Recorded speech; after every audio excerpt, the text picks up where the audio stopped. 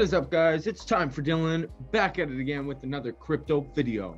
Thank you guys for tuning in. I really appreciate all the support, all the likes, comments, subscribes. You guys are awesome. If you haven't already, make sure to subscribe to my channel, get all the latest updates on Helium and other cryptos that I love to cover, like Digibyte, Cardano, Ethereum, Bitcoin, all the good ones. You already know what it is. In today's video, I'm going to talk about none other than Helium. I've been on a Helium craze lately because, as I'm sure you guys already know, I just received my BOBCAT 300 Helium miner, and I did an unboxing video with the setup video as well. And I've been wanting to do daily updates specifically for profitability, but also just give you guys updates on what I'm going through with the whole setup process. I'm sure you guys saw my last video where I was talking about some of the issues that I'm having with the actual setup right now. The big issue that I seem to be having is that it's not wanting to finish the syncing process. And yeah, I read a couple articles and went on a couple forums online, and basically what I saw is that this is somewhat normal. I know it sucks. Some people have actually had to wait up to 14 days for their syncing to complete. I also saw some information about relayed hotspot miners, which it looks like my miner actually has that problem where it's being relayed. And yeah, I did some more digging and learned all about relayed hotspot miners and how to fix the problem. And also I had a great comment, which I want to show you guys right now. Give a little shout out to Wit-a-Lit. He said that relay issue has nothing to do with helping the sync issues, but it's 100% worth doing for rewards, etc. Yeah, so shout out to Wit-a-Lit for posting this comment. It made me actually do the full in-depth research about syncing and the relay issue. And yeah, he's 100% right. The relay has nothing to do with the sync. However, what I've learned is that the relay does have a lot to do with how much rewards that you're earning. And I'll go into that in a bit. But first, what I want to do is go over the crypto market, because I always like to give a little update on what's going on in the market, talk about some of my favorite coins and some of my favorite projects out there. So that's the first thing I want to do. So first things first, the total global crypto market cap, it's down 1.5% today, which isn't too bad.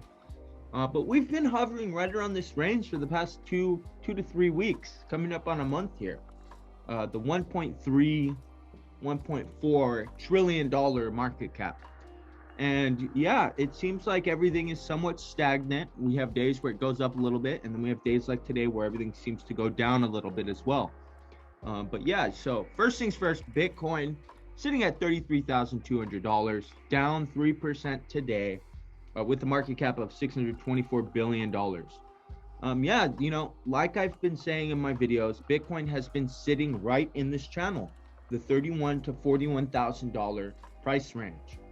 And there's all kinds of talks about why this is happening. You know, a lot of people online seem to think that this is price manipulation, that a lot of the big financial institutions, you know, like JP Morgan and big banks like that, are wanting to keep the price at this range so that they can continue to accumulate more Bitcoin.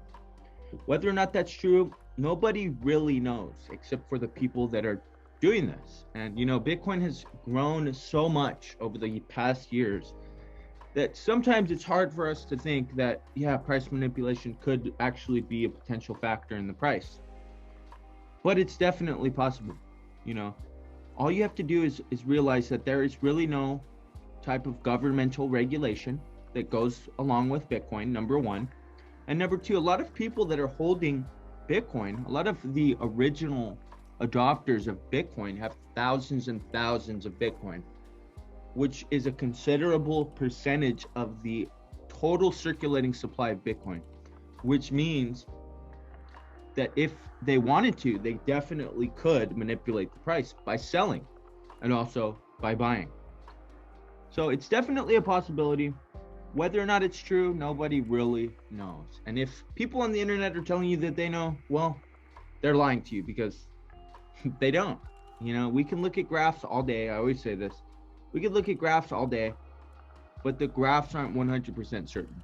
Yeah, they can give you an idea of what potentially could happen, but it's not a fact of the matter. It's not 100% foolproof. But yeah, there has been some news that I talked about in my last video with Bitcoin. Number one, the Banco de Azteca in Mexico, the largest bank in Mexico, made the announcement that they will be custodying Bitcoin. Custodying. Or they will have custody over Bitcoin, and they will also allow their patrons and customers, people that have accounts at Banco de Azteca, to purchase Bitcoin directly from them. So this is great news, because what does it do? Number one, it eliminates the difficult step, the perceived difficult step for people to get an app on their phone, like Coinbase or Voyager or Binance. People think that it's difficult to get those apps and then to actually buy Bitcoin. So even though technically, if you guys already have these apps and you've purchased Bitcoin, it's not that difficult. But for someone that's not,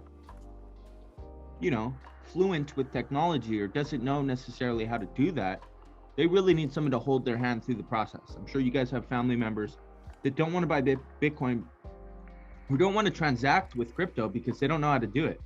I know so many people that are scared to send Bitcoin from one wallet to another because they're scared they're going to mess up and lose the Bitcoin. So for that reason, I think that banks that are willing to custody Bitcoin and sell it to their customers is really going to help crypto in general in the long run. And I think it's going to help the whole ecosystem to grow, because it's going to introduce crypto to a lot of people that probably weren't willing or able to gain exposure to the asset just because of what I was saying, because of the difficulty of actually getting their foot in the door. So that's really going to help. Also, I forget the bank, I'm sorry, I keep forgetting the name of the bank, but there was a huge bank, huge financial institution in the United States that is going to be doing the exact same thing. And yeah, it's just bullish news in general, because it's going to be exposing Bitcoin to a lot of people that necessarily weren't interested, or if they were interested, were hesitant because they didn't want to download some app on their phone. So that's definitely going to help. Next up, got to talk about Ethereum. Ethereum has some big news coming out this month, guys. It's finally July. And what does that mean for us? That means that EIP 1559 is going to be coming out soon. Ethereum's development team has been talking about EIP 1559 for quite some time, and they've given us a tentative date. They said sometime in July. Could be early July, could be late July. Nobody really knows, but what we do know is that when EIP 1559 finally does roll out onto the main network, what it's going to do is it's going to help with transactions. So what they've promised is that EIP 1559 is going to reduce the congestion on the Ethereum main network. It's also going to lower gas fees. And what it's going to do is it's going to introduce a new feature with the gas fees. Basically, the gas fees are the transaction fees on the network, right? The price to use the network, basically. And that price right now, currently, those transaction fees are going from you, the person transacting on the network, to the miners, the people that are actually supporting the network and upholding the network. But what's going to happen with this new EIP 1559 update is that it's going to take some of those fees, and instead of giving 100% of those fees to the miner, it's going to take some of those fees, and what it's going to do is it's going to burn those fees. So a lot of people are concerned about this, but really, if you think about it, what this is going to do is it's going to create a native deflationary aspect, because there's already non-native or foreign deflationary aspects with Ethereum, and what those are DeFi applications, and they're also staking, or not staking, but yield farm applications that are incorporated into Ethereum's network. And what that means is basically people can put their Ethereum, I keep wanting to say Cardano, I don't know why, but they keep putting their Ethereum in these yield farms, or they put them into DeFi projects, or they put them into decentralized exchanges, right? And they lock up their Ethereum. Also, we have Ethereum 2.0 on Coinbase, right? which is allowing people to lock up their Ethereum for you know, a significant APY return. And what that's doing is it's removing Ethereum from the circulating supply, right? Now, what does that do? Well, removing Ethereum from the circulating supply decreases the number of Ethereum that are in the circulation. And when you do that, right, specifically right now, this entire year, the demand for Ethereum has been going up, specifically for these DeFi projects, and also for yield farming and for NFTs. People have been needing Ethereum to transact on the network, to pay their fees, to use decentralized exchanges, right? So since the demand has been going up and the circulating supply has been going down, we're talking about Econ 101 here. What does that do? That brings the price up. So that's already been happening, right? But what we're going to have now is with this token burn, with the Ethereum token burn, excuse me, it's going to be removing Ethereum permanently from the supply. So when those Ethereum are burned, it's going to further decrease the circulating supply, which in theory should increase the price. So I know that was a mouthful, but I just had to talk about it because it's big news and it's coming out this month. A lot of people have been saying, well, this is going to be the death of Ethereum, but in reality, it's not. As long as it's implemented correctly and there's no major crashes with the network, this could be a huge news for Ethereum, and it could definitely make the price go up. Now, I do want to say none of this is financial advice. This is just my particular opinion and, you know, my research. I'm just sharing it with you guys. You guys do with it what you'd like. Just don't make any decisions based on this information that I'm sharing with you. That's all I wanted to say. But other than that, you know, nothing too crazy. Pretty much all these other projects have been hovering right around the same price. We did see massive growth with ICP, Internet Computer, 30% on the week. Same with Ethereum Classic and Compound as well. Huge growth. I think it was somewhere around here. Let's see if we can find it. Yeah, 30%, up 15% today. So it's pretty cool to see, pretty awesome. Then of course, right before we jump into the topic of today's video, just gotta talk about Helium's price. So it's still up a little bit. You know, I think I saw that it went up 15 to 20% on the week. Prior to this week, it was up quite dramatically because the price fell quite dramatically as well when the whole market was crashing. So it's back up to where it was, you know, a couple months ago. It's sitting at 12, midway through $12. So that's pretty good to see. Gotta love it. And then of course, last one that I want to talk about here is none other than digibyte. So you guys know that I love digibyte. I always make videos on digibyte because it's one of my favorite projects. It's the improved version of Bitcoin, if you guys don't know. If you guys don't know about digibyte, make sure to go look on my channel at one of my older videos. I always talk about digibyte because I'm a big digibyte bull. And then of course, I wanted to finally give you guys an update on my Helium miner. Where is it at, right? Where is the BOBCAT 300 miner? Where is it? Well, I'm going to show you guys right now. We're going to go screen record on my phone. You guys are going to see exactly what's going on. So here we go. Oh, I'm opening up my app. Here we go. We're opened. And as you can see, I'm still sitting at 99.7% synced.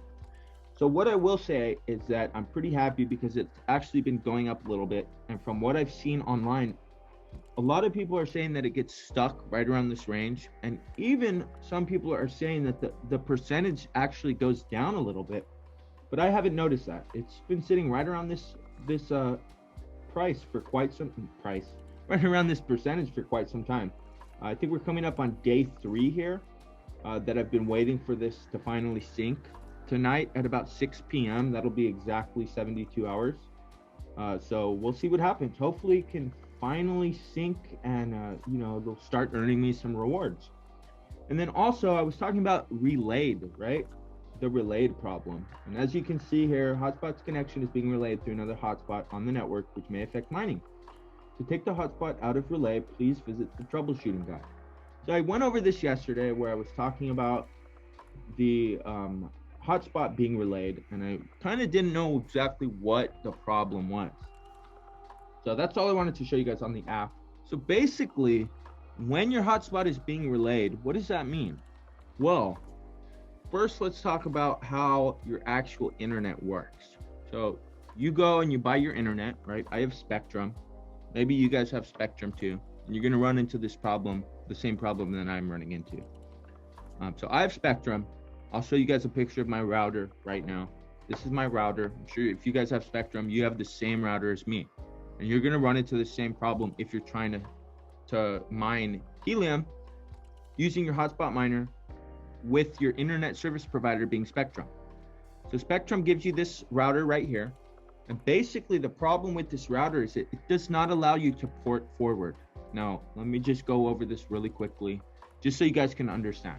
Basically, your internet service provider runs a cable, right, from the telephone wire down into your house, and that connects to your modem. Now, your modem is what's taking that signal, right, and it's giving you internet. Now, that modem, you can probably technically, back in the day, what you would do is you would hardwire your modem into your computer with an Ethernet cable. But nowadays, we all use Wi-Fi. So what you do is you plug, instead of plugging it directly into your computer, you plug your modem into a router. And what that router does is it allows you to split the signal into multiple devices. So you can either hardwire multiple devices into that router, which then communicates with the modem, which then gives you the internet. Or what you can do is you could use Wi-Fi, which is the wireless connection. And what happens is your router works like a firewall, right? And basically the firewall is what's preventing malicious data or malicious actors, hackers, right, from getting through into your internet connection, or from getting through the router and connecting to one of your other devices that's connected to the network, right? So when you set up your hotspot miner, basically what it's doing is it's contacting other helium hotspot miners through the internet via the blockchain, right? And when your device is being relayed, there's no issue in terms of communicating from your hotspot miner to the other hotspot miners. The issue comes when the other hotspot miners try to contact and communicate with your hotspot miner, because you have a router which is acting like a firewall. So basically what we need to do is it's called port forwarding. And port forwarding is basically allowing other entities or other components, computers, servers, hotspot miners, to directly go through that firewall via a port. So when they communicate with your particular device, it comes through that firewall via a port and it's forwarded directly to your device. So that's basically what port forwarding is.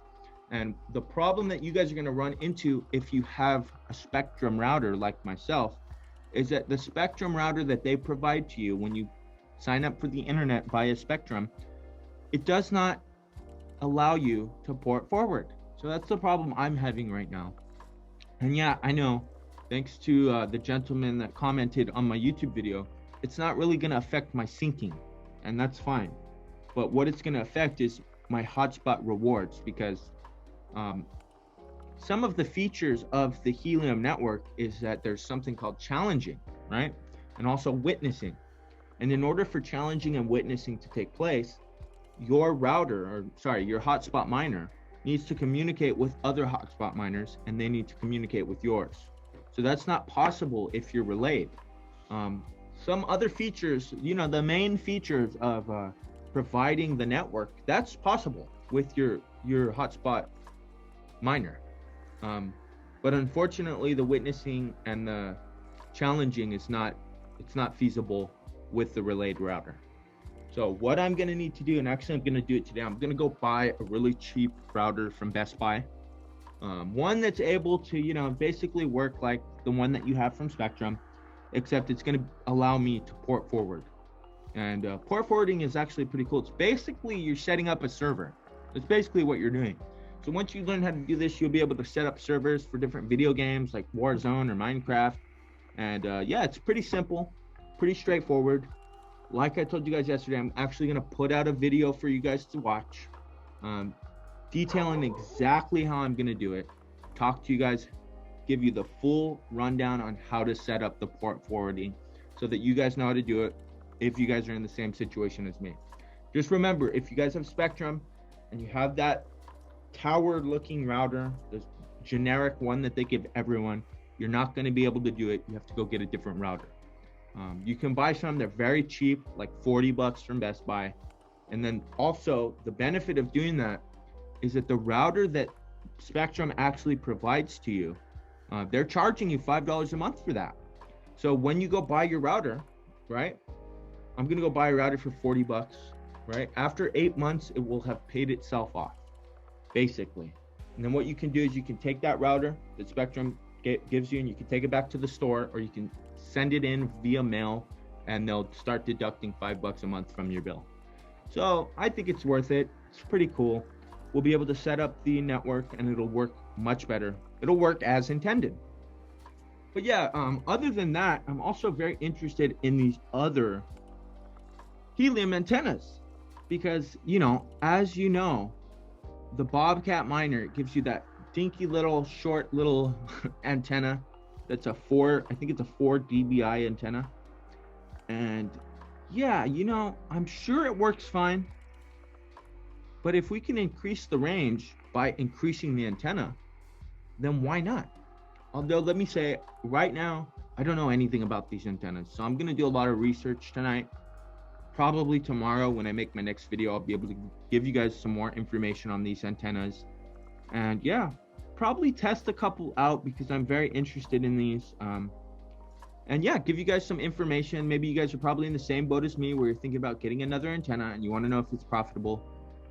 I will definitely get back to you guys on that and we'll see where it goes from there. But the first things first, I need to get a router and I need to enable port forwarding so that my hotspot miner is no longer relayed. But yeah, basically guys, that's all I had for you guys today. I know today's video is probably a little bit longer than usual, but if you guys made it this far, if you guys liked the video, make sure to smash that like button, drop a comment down below if you think I missed something or I said something wrong, or if you guys have more information to add. I really appreciate it. You know, this is a whole learning experience for all of us, and I'm sure there's people out there that know a lot more than I do. I would appreciate the input, not only for me, but for everyone that's going to watch this video. It just would help a lot. But other than that, I hope you guys have a beautiful day, a beautiful night, wherever you guys are around this world. Dylan is out.